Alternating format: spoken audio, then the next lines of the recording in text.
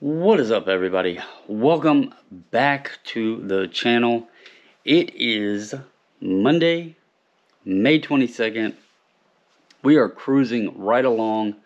I'm doing this a little bit different. I actually, not gonna lie, I recorded earlier today, and I have been bad about either not uploading the content or the video that I record, or accidentally deleting the files off of my SD card. So we're going to try this again. It's currently 8:35 in the evening. Have gotten a good bit listed today. Had a great weekend of sourcing. And yeah, back on the motivation train, and hopefully can bring you guys along with me. But had a little topic that I wanted to discuss. I'm sure this is obvious to most, but being that I still consider myself new at this, and I try to focus some of the content in a fashion for other people who are either new or potentially even looking to get into this. You know, it's great listening to the folks that have 20 plus years doing reselling. I have 20 plus years on eBay, but for the most part I was doing just sports cards. I consider myself new to the actual reselling aspect of going out sourcing items and, you know, just any category, looking at everything, having my eyes wide open to anything and everything.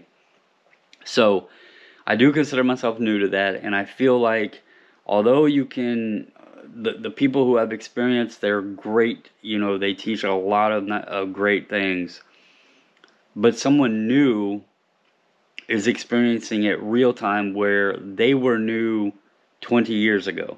And obviously things were different 20 years ago, 10 years ago, 15 years ago, even 3 years ago, probably 4 years ago. You know, but pre-Panda and all that, I'm sure things were a lot different. So as someone who has literally been in this for just a few months now, I'm trying to share some of that with folks as well to hopefully, you know, help and just show things maybe that I've learned, or, you know, bounce ideas back and forth. But Lonnie and Candace over on Shed Flips, they did a good video a few days ago, and it was titled, you can go check it out, I'll probably pop it up or something on here, and or I think I can link it maybe down below. But anyway, it was called 10 Common Mistakes Beginner eBay Sellers Make. And it was a really good video. There was a lot of points that they hit on that I 100% agreed with. There was like one or two that I think are opinion and not necessarily that it's mistakes of beginner resellers. But overall, it was, you know, really good video. But there was something as someone new that I've 100% experienced right now, and I'm not going to call this a mistake, but it could lead to a mistake, so that's why I am doing this. This is something I didn't really think about when I started it, and I've had to kind of go with the flow along the way. And that is, if you are starting out or considering starting into this, you need to evaluate the location that you live in and the areas surrounding you. You need to evaluate the demographic, the population, the types of items that you may find, because I have found that I watch people, you know, I learn things from watching people source, you know, in videos and stuff. I have a, you know, you turn into having things that you really like. You enjoy sourcing, you enjoy listing, you enjoy selling. But you need to understand that you cannot allow yourself to, I want to say, niche yourself into one specific area unless it is, you know, plentiful in the area you live in. I have found that there is a lot of adaptation that goes into this, and you are going to have to adjust with what's available, or else it's going to be very difficult.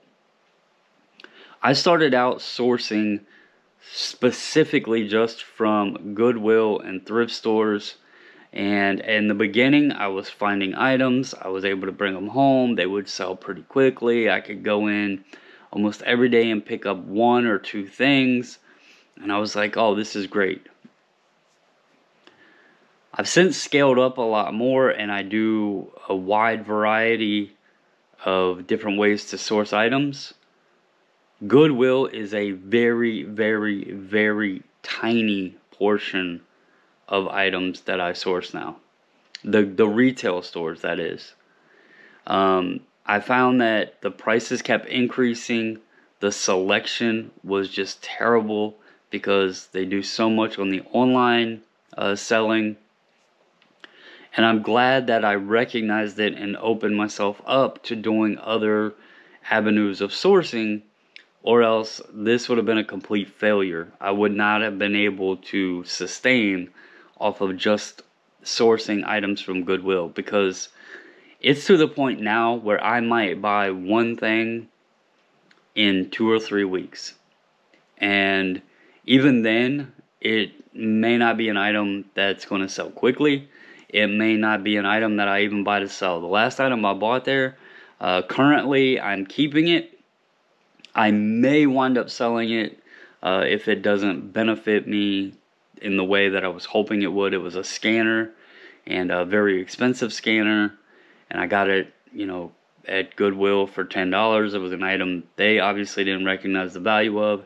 It does work, but I may sell it because I don't know that it's going to do what I was hoping it would do. But anyway, I don't source hardly anything from the Goodwill retail stores anymore. My big things are, I love weekends and hitting yard sales, garage sales. I try to go at least once a week to the Goodwill bins. And then we do still look for estate sales. But I've also learned that on estate sales, where I used to go to them opening day, we now look for them like the last day, when you can kind of get some deals, because most of your estate sales are going to be priced to where the margins and stuff are just not there. So the other thing you have to take into account is, where do you live? If you are in a very rural area, you need to evaluate how often are yard sales available? How often do estate sales happen? Is there other avenues outside of just a Goodwill or a thrift shop or something like that that's going to create a constant flow of inventory?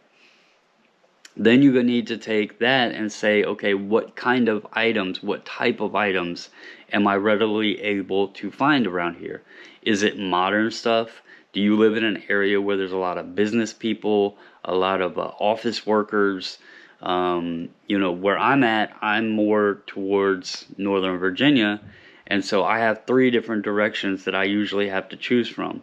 Do I go south to Charlottesville? Do I go east to Fredericksburg? Or do I go north to Northern Virginia? The direct town I live in, it may have a yard sale here or there, but it's very hit or miss. The other thing is, I enjoy vintage stuff, but I don't find a lot of vintage stuff. Most of the population around here travels north to work up in Northern Virginia. And so when you're finding folks that are selling clothes and things like that, it's more your dress shirts, your suit jackets and things like that. That's not something that is appealing to me to try to sit and sell on eBay. I'm liking more t-shirts and jeans and that kind of stuff, and I just really don't find a lot of that. Tennis shoes, they're hit or miss. To be honest, a lot of the sales around here are just simply women's clothing, polo shirts, button-up shirts, kids clothing, and that sort of stuff. So you have to, scope out Do you live in a rural area where there might be a lot of good, like country type, farm type stuff? Do you live in an area that, you know, the residents are long-time residents of the area? They haven't moved in like 20 plus years, and when they clean their closets out, Lord knows the cool stuff you'll find. Or do you live in an area that, you know, is hitting Walmart up every day and is constantly, you know, buying new clothes and that sort of stuff? And you have to figure out what is your target's going to be? What can you source from these sales? Do they have a lot of electronics? Can you find a lot of video games and stuff in your area? And everybody's areas are going to be different. And then you also have to evaluate how many resellers are in your area. What is the competition like? How much traveling are you going to have to do to get to these sales? So if you are starting out, or if you are just thinking about it, sit down, and I would recommend going to like estatesales.net, pulling up put in like a 50-mile radius or whatever you're comfortable with traveling, and pull up and just keep eyes on estate sales. What do the estate sales look like? Go on Facebook Marketplace, search on like Thursdays and Fridays or whatever, Saturdays even, and just go to Facebook Marketplace and type in yard sale, and then select down, you know, listed in the last 24 hours. Look and see how many sales are in an area that, you know, a radius that you're comfortable traveling. See if there's pictures, see what kind of items are there. And before you jump into it, try to use those pictures and get an idea. Now, you're not going to know what the price of the items are, obviously, without going out and actually hunting, but you can get an idea of the types of items that are in your area.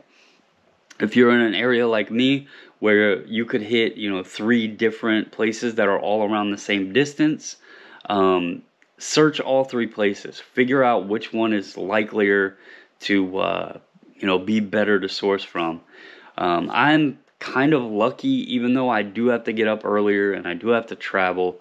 I do have options. I also have the Goodwill bins, which is only, you know, just under an hour away from me, but I can go there, and it's not like this long commute to get there. So even when things are, I'll use the term dry, I can go there and find something, you know. You know, search and see how many and what kind of thrift stores are in your area. Maybe go in and just walk through and check them out. And if you're already in this, just understand that adapting and changing and going with the flow is going to need to happen. Not like again, I started with just specifically thrift stores. Then I started doing estate sales. I was doing estate sales on Fridays. I no longer do those. Started going to the Goodwill bins. That became a thing. Then started, you know, obviously when yard sale season picked up, we try to make that, you know, on our weekend list of things to do. And by far, yard sales are awesome. Community sales are amazing usually. And then the Goodwill bins are a lot of fun, and you can find some good items, usually at a very cheap price. But anyway, that was just some thoughts to add to, not necessarily a mistake, but it could lead to a mistake. Because if you jump into this and you just don't know what type of items or whatever is in your area, you might find, you know, you might go the first time to a Goodwill or something and hit a mega score, and then you might not see nothing for a long time that's worth anything.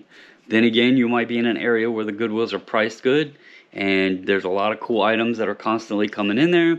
They don't cherry pick the items, and you can find stuff all the time. So it's going to be different for everybody, but just keep that in mind, especially if you are thinking about getting into this, or if you're new, starting out. You may have to adapt and change, but it's a lot of fun. And I hope this video helps. If it did and you made it this far, please hit the thumbs up. Subscribe if you haven't. Comment below. But that's all I got for you guys tonight. And hope to see you again soon. But I am out for now. you.